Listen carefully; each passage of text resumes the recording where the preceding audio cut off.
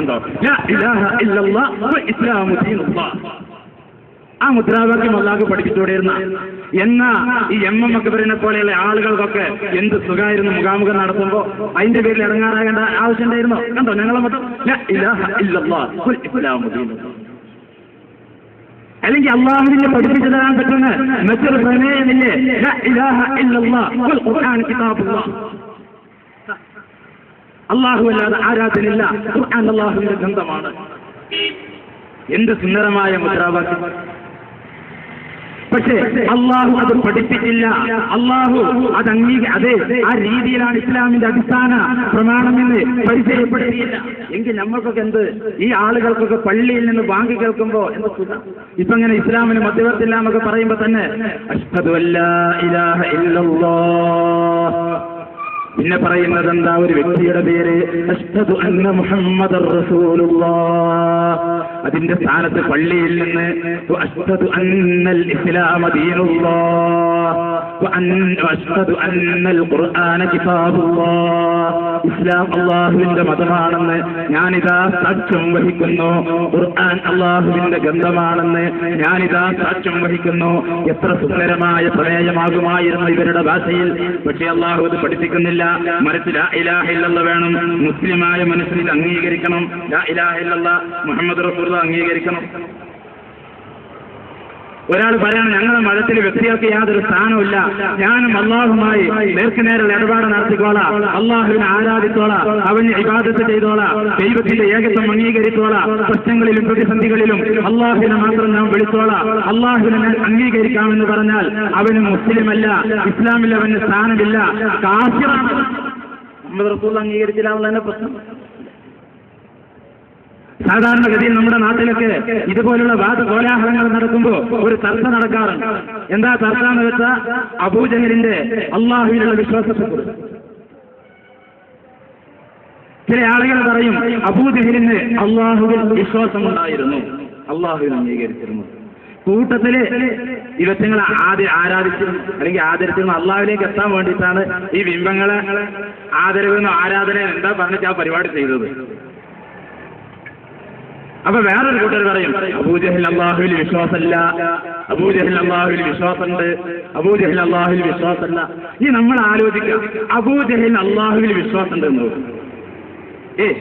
അബൂജഹൽ അള്ളാഹുവിൽ വിശ്വസിക്കുക മാത്രമല്ല ലാ ഇലാഹ ഇല്ലല്ലാഹു എന്ന് ഇസ്ലാമിന്റെ പരിശുദ്ധ വചനങ്ങൾ കൊണ്ട് ഉച്ചരിക്കുകയും ആ പുസ്തകത്തിൽ മുഴക്കുകയും ഈ ബിംബങ്ങളെ ലാത്തനെ ഞാൻ ആരാധിക്കൂല, ഉസ്സനെ ഞാൻ ആരാധിക്കൂല, ഈ കല്ലുകളെയും ബിംബങ്ങളെയും പ്രതിമകളെയും എനിക്ക് വേണ്ട, എനിക്ക് അള്ളാഹു മതി, അള്ളാഹു ഏകനാണ്, അള്ളാഹു അല്ലാതെ ആരാധനയില്ല, ഞാൻ അള്ളാഹുവിനെ അംഗീകരിക്കുന്നു, അവറ്റങ്ങൾക്ക് ഞാൻ ഇബാദത്തും ചെയ്യണില്ല, അവറ്റങ്ങളെ ഞാൻ മധ്യവർത്തിയായും സ്വീകരിക്കണില്ല, അള്ളാഹു മതി എന്ന് പറഞ്ഞ അബൂജഹൽ പോക്കാണ്ട് പോയി നോക്കുക. എനിക്ക് മുഹമ്മദ് റസൂലുള്ളാഹി വേണ്ട, അള്ളാഹു മതി എന്ന് പറഞ്ഞ അബൂജഹൽ മുസ്ലിം ആകൂല. പിന്നെ എന്തിനാ നമ്മൾ അബൂജഹലിന്റെ കാര്യത്തിൽ ഇങ്ങനെ തർക്കിക്കണത് അബീബന്മാരെ? ഇനി അബൂജഹൽ അള്ളാഹുവിൽ വിശ്വസിച്ചെന്ന് വെക്കുക, ലാ ഇലാഹ ഇല്ലല്ലാഹ് അംഗീകരിച്ചെന്ന് വെക്കുക, അള്ളാഹുവിനെ ആരാധിക്കാമെന്ന് പ്രഖ്യാപിച്ചെന്ന് വെക്കുക. മുഹമ്മദ് റസൂലുള്ളാഹി അംഗീകരിക്കാത്ത കാലത്തോളം അബൂജഹലിന് യാതൊരു സ്ഥാനവും ഇസ്ലാമിൽ ഇല്ലേ ഇല്ല, ഇസ്ലാമിലില്ല. അപ്പൊ അതുകൊണ്ട് തന്നെ മുഹമ്മദ് റസൂലുള്ളാഹി അംഗീകരിക്കണം. ഇനി നാം ആലോചിക്കുക, ഈ മുഹമ്മദ് റസൂലുള്ളാഹി അംഗീകരിക്കണം, അംഗീകരിച്ച് മതിയാകൂ എന്ന് പറയുമ്പോൾ ഏത് രീതിയിലാണ് ഈ മുഹമ്മദ് റസൂലുള്ളാഹിയെ നാം അംഗീകരിക്കേണ്ടത്? ഏത് രീതിയിൽ അംഗീകരിക്കേണ്ടത്? കേവലം ഒരു സന്ദേശവാഹകൻ, ഒരു പോസ്റ്റ്മാൻ, മുഹമ്മദ് നബി അള്ളാഹുവിന്റെ അടുക്കൽ നിന്ന് ദൈവത്തിന്റെ സന്ദേശവുമായി കടന്നു വന്ന് ഒരു സത്യദൂതൻ മാത്രമാണ്, അതിനപ്പുറം യാതൊരു സ്ഥാനവുമില്ല. സാധാരണ മനുഷ്യനാണ്. അറബികൾക്കിടയിൽ 40 വയസ്സ് വരെ സാധാരണക്കാരനായി ജീവിച്ച് ആമിനയുടെയും അബ്ദുള്ളയുടെയും പുത്രനായ അങ്ങനെ മദീനയിൽ വെച്ച് മരണപ്പെട്ട ഒരു സാധാരണ മനുഷ്യനാണ് മുഹമ്മദ് നബി. കഴിഞ്ഞു മുഹമ്മദ് നബി എന്ന് പറഞ്ഞു. അതിന്റെ ഇടയിൽ പിന്നെന്താ? ഒരു സന്ദേശവാഹകൻ, ഒരു പോസ്റ്റ്മാൻ, ആ ദൗത്യം മാത്രമാണ് നിർവഹിക്കുന്നത്. കഴിഞ്ഞു. അങ്ങനെ കേവലം ഒരു സന്ദേശവാഹകനായി ഹബീബായ റസൂലുള്ളാഹി സ്വല്ലല്ലാഹു അലൈഹി വസല്ലം തങ്ങളെ അംഗീകരിച്ചാൽ മതിയാകുമോ? അല്ലെങ്കിൽ ഈ സന്ദേശം കൊണ്ടുവന്ന് കേവലം ഒരു മധ്യവർത്തിയായി നബി സല്ലല്ലാഹു അലൈഹി വസല്ലം തങ്ങളെ സ്വീകരിച്ചാൽ മതിയാകുമോ? പറ്റില്ല. അങ്ങനെയാണ് സ്വീകരിച്ചാൽ മതിയാവൂല. മറിച്ച് എന്താ? പരിശുദ്ധമായ ഖുർആൻ പഠിപ്പിക്കുന്നു, നബി സല്ലല്ലാഹു അലൈഹി വസല്ലം തങ്ങളെ ബഹുമാനിക്കണം, ആദരിക്കണം, സ്നേഹിക്കണം, അനുസരിക്കണം. ഇതൊക്കെ വേണം. ഏത് രീതിയിൽ ബഹുമാനിക്കണം, ഏത് രീതിയിൽ ആദരിക്കണം, ഏത് രീതിയിൽ സ്നേഹിക്കണം, ഏത് രീതിയിൽ അനുസരിക്കണം, അള്ളാഹു പഠിപ്പിച്ചു തരുന്നുണ്ട്. നബി സല്ലല്ലാഹു അലൈഹി വസല്ലം തങ്ങൾ പഠിപ്പിച്ചു തരുന്നുണ്ട്.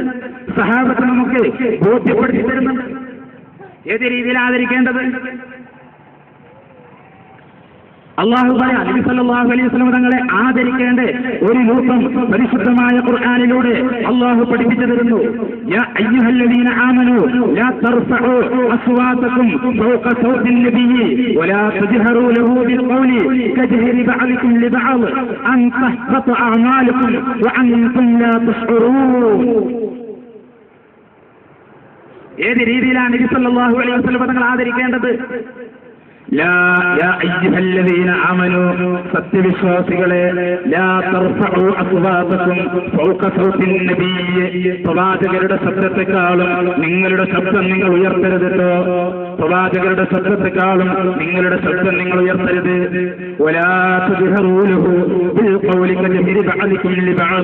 നിങ്ങൾ പരസ്പരം ശബ്ദിക്കുന്നത് പോലെ, നിങ്ങൾ പരസ്പരം ഒച്ചയിടുന്നത് പോലെ പ്രവാചകരോട് നിങ്ങൾ ശബ്ദിക്കരുത്. പ്രവാചകരോട് നിങ്ങൾ ഒച്ചയിടരുത്. പ്രവാചകരെ നിങ്ങളെ ഉച്ചത്തിൽ ശബ്ദിക്കാൻ പാടില്ല, ഉച്ചത്തിൽ സംസാരിക്കാൻ പാടില്ല. അതെന്താ? അങ്ങനെയൊക്കെ നമ്മൾ നബിനെ ആദരിക്കണ്ടേ?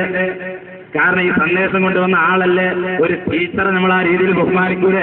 പിന്നെന്താ റസൂലിനെ അങ്ങനെ ബഹുമാനിച്ചാൽ എന്താ പ്രശ്നം? അതാപത്ര വലിയ ആദരവ്.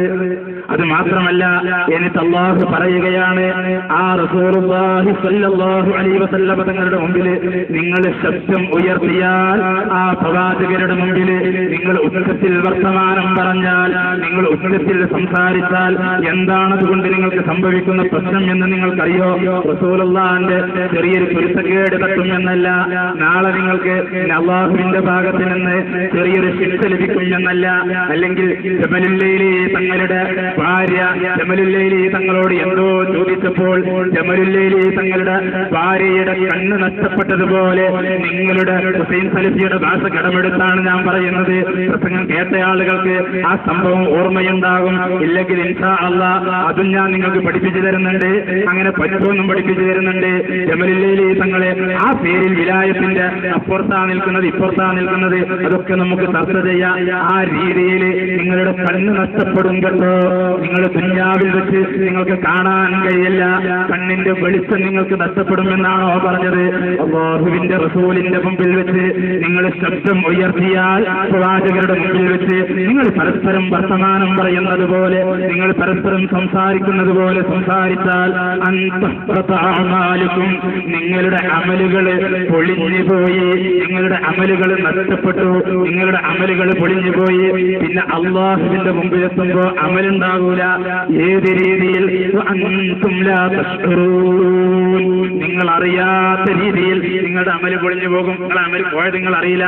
നിങ്ങളിങ്ങനെ നാളെ രാജാതിരാജനായ റബ്ബിന്റെ മുമ്പിലേക്ക് ചെല്ലുമ്പോ, എന്റെ കയ്യിൽ നിസ്കാരമുണ്ടല്ലോ, എന്റെ കയ്യിൽ നോമ്പുണ്ടല്ലോ, എന്റെ കയ്യിൽ ഹജ്ജുണ്ടല്ലോ, ഞാൻ വലിയ തൗഹീദിന്റെ ആളാണല്ലോ, ഞാൻ തൗഹീദ് പ്രചരിപ്പിച്ചയാളാണല്ലോ എന്നൊക്കെ വിചാരിച്ച് അല്ലാഹുവിന്റെ മുമ്പിൽ ഇങ്ങനെ ചെല്ലുമ്പോ അമലിന്റെ ആ പാഠം അവിടെ കാണുകയില്ല.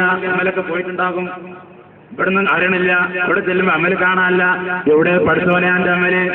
പ്രവാചകന്റെ മുമ്പിൽ തുച്ഛത്തിൽ വർത്താനം പറഞ്ഞിരുന്നോ? എന്റെ ശബ്ദം ഉയർത്തിരുന്നോ? അൻതഹബതഅഅമാലുകും അമല് പോയി. എന്നിട്ട് ഞാൻ അറിഞ്ഞിട്ടില്ലല്ലോ. ഞാൻ ഖുർആനിൽ അതല്ലേ പറഞ്ഞത്, വഅൻതും ലാ തശ്ഉറൂൻ. അറിയാതെ അതാണ് നഷ്ടപ്പെട്ടു പോകും. എന്റെ ഇവിടെ ഉണ്ടായത്?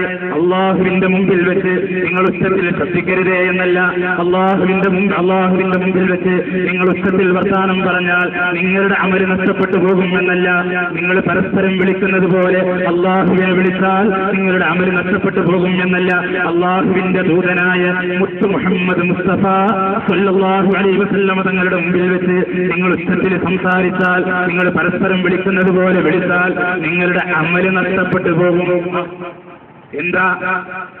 ഏത് രീതിയിൽ ആദരിക്കാനാ പറഞ്ഞത്? അപ്പൊ എന്താ? നബി സല്ലല്ലാഹു അലൈഹി വസല്ലം തങ്ങൾ ആദരിക്കണം. ഇനി എന്താ പറയുന്നത്? വീണ്ടും അല്ലാഹു പറയാ, ഇന്നല്ലദീന യഗ്ളുന അസ്വാതഹും ഇൻദ റസൂലില്ലാഹ് أولئك الذين امتحن الله قلوبهم للتقوى لهم مغفرة وأجر عظيم إن الذين يغضون أصواتهم عند رسول الله അല്ലാഹുവിന്റെ പ്രവാചകന്റെ അടുക്കൽ വെച്ച് ശബ്ദം താഴ്ത്തുന്ന ആളുകളുണ്ടല്ലോ, ശബ്ദം താഴ്ത്തുന്ന ആളുകളുണ്ടല്ലോ, ഉലൈക الذين امتحن الله قلوبهم للتقوى, അവരുടെ ഹൃദയമാണ് അല്ലാഹു തആല തഖ്വയ്ക്ക് വേണ്ടി തിരഞ്ഞെടുത്തിട്ടുള്ളത്. ലഹും മഗ്ഫിറത്തും വഅജ്റുൻ അളീം, അവർക്ക് പ്രതിഫലമുണ്ട്, അവർക്ക് പാപമോചനമുണ്ട്, അവർക്ക് ഉന്നതമായ പ്രതിഫലമുണ്ട്. പരിശുദ്ധമായ ഖുർആൻ പറയാ, ഹൃദയങ്ങളുടെ തഖ്വയ്ക്ക് വേണ്ടി തിരഞ്ഞെടുത്ത ആളുകളുടെ ഹൃദയത്തിന്റെ സവിശേഷത എന്താ? അവർ അല്ലാഹുവിന്റെ മുമ്പിൽ ശബ്ദം താഴ്ത്തുമെന്നല്ല പറയുന്നത്, അവർ ദൈവത്തിന്റെ മുമ്പിൽ ശബ്ദം താഴ്ത്തും എന്നല്ല പറയുന്നത്, അവർ പ്രവാചകരുടെ മുമ്പിൽ ശബ്ദം താഴ്ത്തും. അതുകൊണ്ട് അവിടെ വെച്ച് നിങ്ങൾ ശബ്ദം ഉയർത്തരുത്. ഉയർത്തിയാൽ അമല് ബാത്തിലാകും, താഴ്ത്തിയാൽ നിങ്ങളുടെ ഹൃദയം അല്ലാഹു തഖ്വയ്ക്ക് വേണ്ടി തിരഞ്ഞെടുത്തുണ്ട് എന്ന് മനസ്സിലാക്കാം.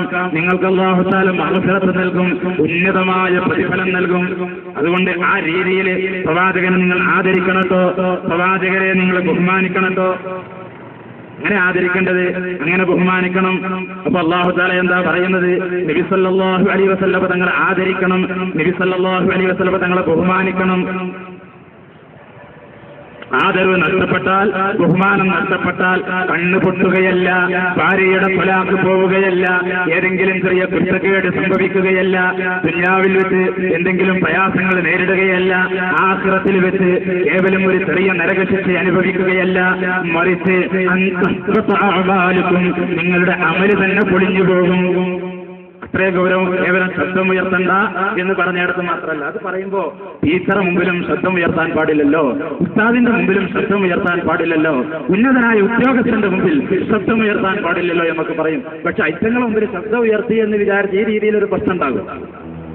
ഇവിടെ അല്ലാഹു തആല നിശ്ചയിച്ച ആളെ ആദരിക്കേണ്ട രൂപം അല്ലാഹു പറഞ്ഞുതരാം. അല്ലാഹുവിന്റെ റസൂലിനെ ഇങ്ങനെ ആദരിക്കണം കേട്ടോ. എന്നിട്ട് ഇത് ആരായി സമൂഹത്തോട് പറയുന്നത്? അതാ രസം. ഇനി അല്ലാഹു തആല ഈ വിഷയങ്ങളൊക്കെ പറയുമ്പോൾ വേറെ റസൂല് വന്നിട്ട് ഈ മുഹമ്മദ് നബി ആദരിക്കണം കേട്ടോ, മുഹമ്മദ് നബിന്റെ മുമ്പിൽ വെച്ച് ശബ്ദം ഉയർത്താൻ കേട്ടോ, വേറെ ആൾ വന്നിട്ട് പറയാനേ തരക്കടില്ല. ഇതെന്താ? നബി സല്ലല്ലാഹു അലൈഹി വസല്ലം തങ്ങൾ പറയാണ്, നിങ്ങൾ യാത്രങ്ങൾക്ക് വേണ്ട, യുദ്ധങ്ങൾക്ക് വേണ്ട, ഐറ്റങ്ങൾ ആദരിക്കണ്ട, ഐറ്റങ്ങൾ നിങ്ങൾ ആരാധിക്കണ്ട, ഐറ്റങ്ങൾ ഇനി മധ്യവർത്തിയായും സ്വീകരിക്കണ്ട, നിങ്ങൾ ഇങ്ങോട്ട് പോരും. എന്നാ ഞങ്ങൾ നിങ്ങളടുത്തേക്ക് വന്നു. എന്നിട്ട് ഇവിടെ വന്നിട്ട് എന്താ പറയണ്ടേ? ഇനി നിങ്ങൾ എന്താ ചെയ്യേണ്ടത്? ഇസ്ലാം എന്ന് പറഞ്ഞാൽ ഉടമയും അടിമയും തമ്മിലുള്ള